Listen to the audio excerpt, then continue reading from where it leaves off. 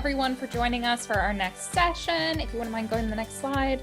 We won't ask any fun questions for this one since we are running just 2 minutes behind, not too bad, but welcome. So we are going to talk about the future of deductions, what that means, what trends we're seeing, and how we think deductions are going to be in the future. So if we wouldn't mind going to the next one. All right, so you have myself. I will be here to answer any questions that you have. Actually, I will not be answering them, but I will be asking Stacy, the lovely Stacy Tan. So she has over a decade's worth of experience in this industry and is just a true expert. So we are so excited to have her here. If you wouldn't mind going to the next one. All right, so we're going to be talking about supply chain trends. Show me the money. That I did not know that was on our agenda, but I am excited to see what that means. And then we're going to be talking about how you can be prepared, how you can be preparing your business for the future of deductions. And then, of course, we'll have a little bit of time at the end to answer questions. If you wouldn't mind going to the next one. All right. Just some housekeeping really quick. If this is the first session that you guys have joined us here for today, please send any questions through the Q&A chat button. Those are going to be the two little bubbles instead of that say Q&A, instead of the chat, just because it's a little difficult for us to keep track of all of the questions if it's inside the chat. So send it through there. And now I'm going to hand it off to Stacy to talk about Supply Pike. I know this is probably the 10th time you guys have heard it today, but no, in case you haven't. Yes, Melody is absolutely right. You guys are the champs. Like, this is reminding me of like those, when you're in college and you have the like 6 to 9 p.m. classes, and then like you're getting towards the end, you're like, why did I sign up for this class?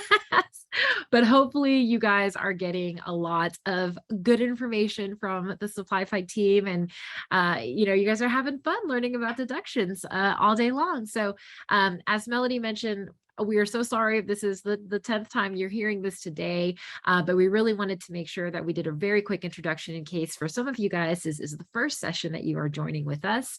But very quickly, we are Supply Pike. We are Northwest Arkansas-based software company, and we create cloud-based tools and applications that really support the supplier community in helping them to minimize revenue loss at the different retailers that our supplier teams work with. So we've got a couple of really cool applications, one called Deductions Navigator, which is really aimed at helping you to kind of identify and actually dispute deductions that you receive from retailers. We have one called OTIF Radar, which is really centered around kind of root causing and understanding the on-time and in-full compliance program at Walmart. And then we also have another application called Document Explorer, which is really there to help you categorize and keep track of all of the shipping documents that are needed to actually go and fight these deductions and compliance fines. So really quickly today, we are live in Walmart, Target, and Kroger. And I am so excited to share that we launched in Amazon today. So if you guys have any opportunities, as they like to say, with any of these retailers, please feel free to reach out. We would love to support you guys with those different retailers. So we work with over 400 companies today, representing about $25 billion in retail impact in about 50 different product categories across all of these retailers that I just mentioned. So yeah, without further ado, I am going to go ahead and hop into talking about the future of deductions. As Melody mentioned, it's an ever-evolving world. It's an ever-evolving landscape. And we really want to make sure that we are calling out some of the trends that we are seeing. Hopefully, if you guys are seeing this as well, feel free to share that kind of feedback and insight in the chat. We say this a lot at Supply Pike, but it takes a village to be a supplier. We all learn from each other. And again, we just want to help and make sure that you guys are on the cutting edge of what's going on in the world of retail, so that you aren't caught off guard when Walmart, Target, Kroger, Amazon announces some random new programs that they dream up and come up with. So yeah, first thing that we kind of wanted to do is really kind of level set with you guys, just talking about the trends of supply chain that we're seeing today. So kind of as we were looking at, the articles and the insights and really trying to bucket them into what we're seeing, three kind of main truths really bubbled up to the top for us. So we'll kind of dive into each of these in a second, but the first one obviously is supply chain industry is tired. I know everyone on this call is tired. I think we have said the word unprecedented like an unprecedented number of times. It's been a hard couple of years for a lot of people. We know that even though the supply chain industry is tired, it is continuing to grow rapidly. So obviously, COVID really put the importance of supply chain kind of into sharp focus for a lot of people. I think what's kind of interesting is obviously we're in such a niche industry. Who talks about supply chain and who talks about deductions? But now, I have my aunts and uncles that are able to tell me, things that are happening at the port of Long Beach because their Amazon packages aren't arriving on time. So it's growing rapidly. It's really growing in terms of prevalence and just presence of mind for a lot of different people. And I think kind of the last truth that again also came into sharp focus thanks to COVID, I guess, a dark gift. I just read that phrase today and I liked it a lot. But we're really finding that the supply chain industry is really in dire need of a single source of truth. I think I can speak for everyone when I say that today supply chain is pretty disjointed. The system that runs your ERP is different than the ones that run your WMS and your TMS, and then you have your retailer portals, you have EDI, and kind of today they're not all talking to each other. And so it's becoming more and more difficult to have these collaborative conversations when again there is no single source of truth. So yeah, wanting to kind of deep dive into again each of these larger trends that we're seeing. So as we've kind of mentioned, the supply chain industry being tired, there is that post-COVID obsession with supply chain and just again that growing awareness of supply chain fragility. So obviously in 2020, 2021, the big challenges were just getting product out of the country, just getting product over the water. And we thought we were kind of out of the woods maybe in the beginning of 2022. I remember all those like headlines in Q4 of 2021 when they're like holidays back to normal and everyone is really excited about that. But now you're seeing other opportunities, things like the railroad strike, which they just released some news about that. It's back to the drawing board for those union negotiations.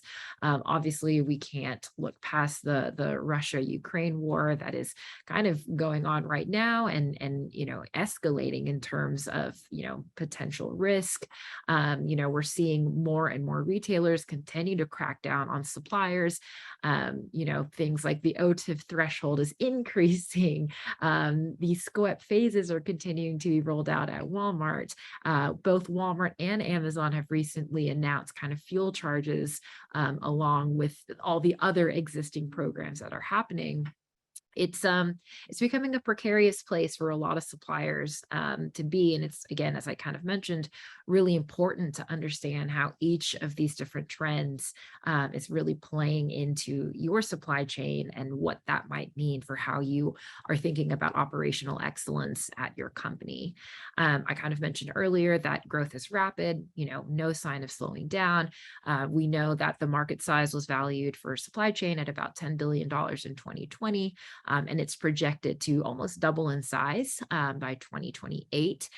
So, that's a growth rate of about 9% in the next 7 years. So as supply chain again becomes more important, becomes more of a priority for companies, how is your team, how are your organizations really structuring themselves to kind of capitalize on this growth of supply chain and making sure that again you're on the forefront of what is going on in the industry. And then as we kind of talked about as well, a lot of growing pains for suppliers. As we talked about, there's no kind of single source of truth today. So having to be able to navigate the chaos of multiple retailer portals and apps, try and predict world events. Black swan events used to mean something, and now I feel like we're having a black swan event every 2 months. But those are shifting your timelines. Those are shifting when you manufacture product. What do your lead times look like? What conversations should you be having not only downstream with your replenishment teams, but upstream with your manufacturing partners as well? Trying to figure out and navigate obstacles like deductions and compliance fines. And then also, of course, having to adapt to new processes and technologies while simultaneously making do with dated systems. We've all been in Retail Link, I'm sure. We've all been in Levante. They're powerful, no doubt. But how can you make sure again that you are delivering real-time kind of world-class data analysis and results with technology that is 20, sometimes 30 years old? So it's again a very, very difficult place for suppliers to be. So in summary, this is fine. Everything is fine. Melody and I mentioned it at the top of the call that, you guys are the real champs in being able to kind of navigate the supply chain and retail world as it stands today. So kind of the big question that we want to make sure is top of mind for everybody, because it's really easy to kind of stop looking at and thinking about revenue loss prevention when you're trying to go from fire to fire to fire. One of the visual metaphors that we use at Supply Pike that I think resonates really strongly, with our clients, but internally as well, is the leaky bucket, right? So it can look like your bucket is full, and a full bucket kind of blankets and covers and hides a lot of issues. But if you've got these little holes here and there where you're leaking from deductions or compliance or SQEP or OTIF, before you know it, kind of that water in your bucket really starts to go down over time. So we want to make sure, and I promise I'm not just trying to be a harbinger of doom and gloom, but want to make sure that, this is top of mind for our teams, that you don't lose sight of the importance of keeping your eye on the ball for revenue loss prevention. So moving on to show me the money, want to kind of talk to you guys about, again, some of the trends that we're seeing with our retailers. So going from that broader supply chain landscape and really zooming in now to talk about retailers. So obviously, to no one's surprise, in terms of just retailer, this is for sales volume. We all know Walmart is Fortune 1. But, Amazon is kind of right on its tail, as we've all seen, in second place, and Costco is sitting pretty at third place right now. What we're seeing the retailers really spend their resources and really invest in are a lot of things around automation. So at Walmart, for example, they are starting with initiatives like what they call Viz Pick. It's an AR or augmented reality system, and it's in their workers' cell phones that allow their associates to stock their shelves faster. Just recently, I think in the last week or so, they announced that they are acquiring Alert Innovations, which is an automated fulfillment company. They have been investing a lot in automation, just in terms of e-commerce fulfillment, how they are palletizing or, kind of breaking down pallets at the DC level, and really just trying to get to be as futuristic and as automated as possible in their supply chains. Very similarly at Amazon, we saw that they have also, I would say in the last 2 weeks or so, announced that they have acquired a warehouse robotics company called Kloostermans, which is also, again, around supply chain automation, with the aim of helping to kind of move and stack pallets and goods in their warehouses, and even package products together for delivery. Even Target is also, again, investing in their stores and investing in automation. They announced this year that they're going to be investing about $5 billion in building about 30 additional new stores and upgrading about 200 stores. And the upgrades are not only in kind of making, the aesthetics of the shelving and the placing look better, but also they're trying to make sure, again, that every store is set up to be its own mini fulfillment center of sorts, because the customers are changing their shopping habits, and really not only are they expecting to be able to go into a brick and mortar and purchase things the traditional way and buy things on e-commerce, but they expect to be able to kind of buy it online and pick up in store. And, every retailer is basically trying to make investments to make sure that they're meeting their customers where they expect to be.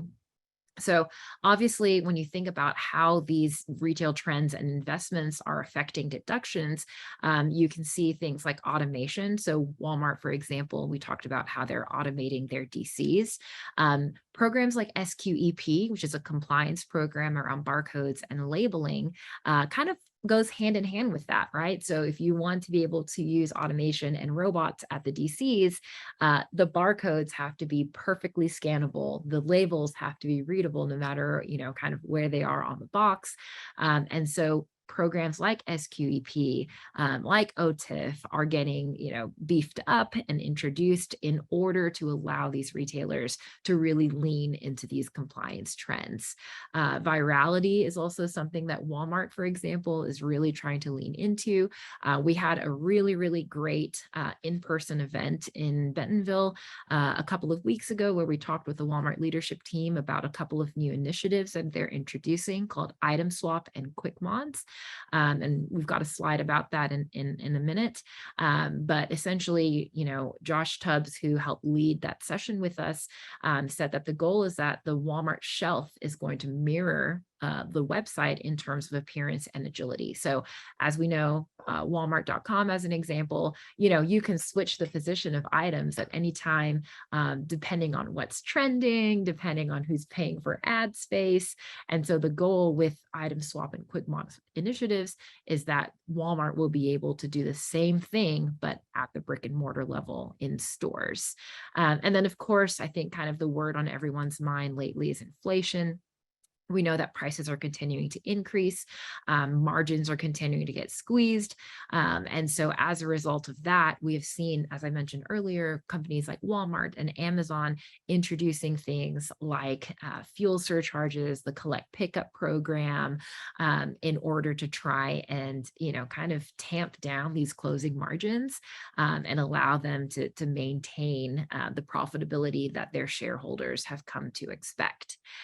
So yeah, wanted to give you guys a couple of quick Walmart updates again to help you kind of contextualize what is going on. It's really easy to kind of sit there and be mad about deductions and all these compliance programs. I know I am on your behalf. But understanding kind of the direction that these retailers are trying to go in, hopefully, again, can help to contextualize and give you the background on why these programs are being introduced and what Walmart is trying to accomplish when they are slapping all of these new fines on their suppliers. So obviously, as we kind of mentioned, the pressure for suppliers is just ever growing. We talk a lot about how Walmart is essentially saying, suppliers can no longer be out of stock. Basically, they've introduced, as I mentioned, Item Swap and Quick Mods. I won't go too much in the weeds with these just because of time, but we do have recordings from our in-person events with Walmart leadership if you guys are curious to learn more. But essentially, Walmart is saying, if you can't be in stock in kind of a consistent way, we're going to swap you out. And we don't have to swap you out for one of your other items. We can swap you out for a competitor. These both are live initiatives. Walmart is already doing them. So it's something that, you guys need to make sure that you're really aware of your supply chain. You really understand kind of what that looks like and whether or not you can be on shelf, and really be proactive working with Walmart to make sure that your items don't get swapped out if you have any supply chain issues. Obviously, we all know OTIF at 98%. That was increased in September of 2020 in the middle of a global pandemic. It's a fact of life. Walmart has expectations that if you're not hitting these 98% thresholds, you're going to get hit with that 3% cost of goods sold fines. I talked about the SQEP a little bit. This stands for the Supplier Quality Excellence Program. This is a 4-phase compliance program around PO accuracy, barcode labeling, shipments and pallets. Phases 1 through 3 have already been rolled out. If you guys have not seen these charges, you should be able to see them in high radius. Phase 4, we believe, is going to be launched by the end of this year. That is the word on the street. Walmart has not officially confirmed this yet, but we've heard this from a couple of different suppliers that we work with. So, suppliers are going to be on the hook for this as well. And essentially, all of these different initiatives and programs are really leading to an increase in fines and charges for suppliers. So again, I promise I'm not trying to ruin your day. But one thing we say a lot at Supply Pike is, if you know the rules of the game, you can play the game. So we think it's really important that we are sharing again, all these initiatives that Walmart is launching so that you're aware and you know what to look out for and can kind of try and get ahead of it as much as possible. So we've got a couple of just kind of additional slides to give you guys some ideas. You'll get a copy of this deck as well as a recording of this. So don't worry about having to take screenshots or anything. But this is just an example of the item swap concept and quick mod concept. This is, straight from Walmart. So these are some of the options that they can utilize, that merchants can utilize. One thing that I wanted to call out as well, we talked about all of these different programs, OTIF and SQEP and collect pickup program and deductions. But one thing a lot of suppliers don't realize is that these fines can actually stack. So what that means is you, on a single PO, you can get a short shipping deduction, an SQEP fine, and an OTIF fine. And each of these different fines or silos come from different parts of the company, and they don't necessarily talk to each other. And what that means is you can dispute. So first you have to dispute all of these separately, just so you guys know. But then also kind of the scary part is, even if, let's just say, as an example, you successfully dispute the short shipping deduction and Walmart is like, oh, you're right, our bad, we should pay you back for that. That does not necessarily mean that it's going to waterfall into SQEP and OTIF. So you won't necessarily get an SQEP fine or an OTIF fine that may be related to short shipping reversed. You still have to be able to kind of dispute across all these different silos and keep track of them across all these different silos and hope that you're winning money back across all those different silos. And then, of course, the most recent Walmart innovation is the collect pickup program. We've got a couple of articles and webinars on that. So again, won't go too much in the weeds today. But in addition to these fines, which, a lot of the teams probably already know about, now, if you're a collect supplier, you are also now liable for essentially 2 types of fees. The first one is just a straight pickup fee, depending on your department. And then the second one is a fuel surcharge. So essentially, if Walmart is picking up your product from your warehouse, you now have to essentially pay these fees, which are not disputable. So we've had a couple of different suppliers that are now really weighing the options of potentially getting into becoming a prepaid supplier, which of course has its own set of rules and kind of risks as well. But it's becoming a really, really confusing place for a lot of suppliers, which is, it's never fun. So kind of the last thing that we wanted to do is really talk to you guys about how you can prepare your business for the future of deductions. Because, again, if you know the rules of the game, hopefully you'll be able to play it and play it well and win a lot of money back from Walmart and Target and Kroger and Amazon. But essentially just a couple of, best practices that we wanted to share on how you can make sure that you're getting ahead of the game. When in doubt, dispute. For all these suppliers our retailers that we've talked about, there is no penalty for submitting disputes. So even if, let's say, you dispute and it's a valid deduction, they'll just reject it and move on with your day. So when in doubt, dispute, try and get every dollar back that you can. Make sure that you know the disputing timelines for each retailer. I'll share that in a second.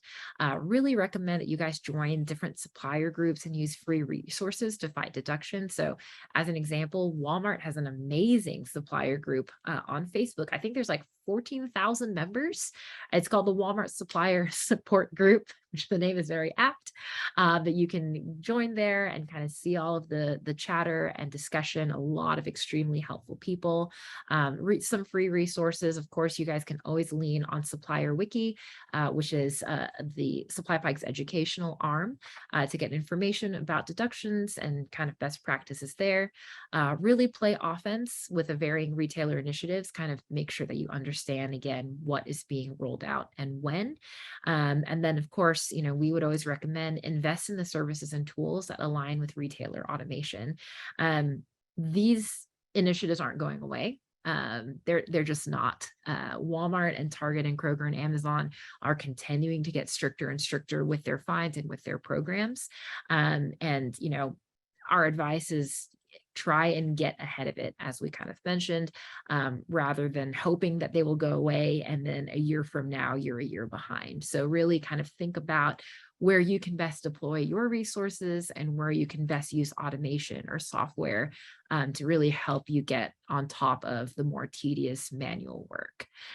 So last bit that I wanted to leave you guys with before I hopped off, like kind of mentioned, making sure that you know what the different timelines are for each of the different retailers. So obviously for Walmart, your statute of limitations, so to speak, is 2 years, so pretty long time. But as we go down the list, you guys can see it gets shorter and shorter. With Target, it's 18 months, Kroger, 180 days, and Amazon is as short as 30 days. So if you guys are not looking at these deductions in a regular enough cadence, you really stand to risk losing the ability to go after this money that a lot of times is rightfully yours. So yeah, making sure that, again, you know the rules of the game. So kind of wanted to leave you guys with this quote. This is from Charles Redfield, who is a CMO for Walmart US. This was said at the Walmart Growth Forum earlier this year. And he really said, we need you to change with us in order to grow. So as I mentioned, Walmart and other supplier and retailer initiatives are not going away. So making sure that your team really understands kind of what pieces you have on the metaphorical chessboard, and what pieces you need to get to make sure that you guys are kind of going after and fighting deductions in an efficient way. Don't spin your wheels. There are enough fires in the world to deal with. So we always say, let automation do what automation is great at, and let people do what people are great at. So I am going to leave you with that. If you guys have any questions, please feel free to drop them in the chat. If not, I think we're just about at time, Melody. I think we are at time. Don't even have time for questions. So I will just let us jump off and we'll go ahead and get started with the next session. Thank you everyone who stayed with us on this, and we'll see you again soon. Thanks guys, bye.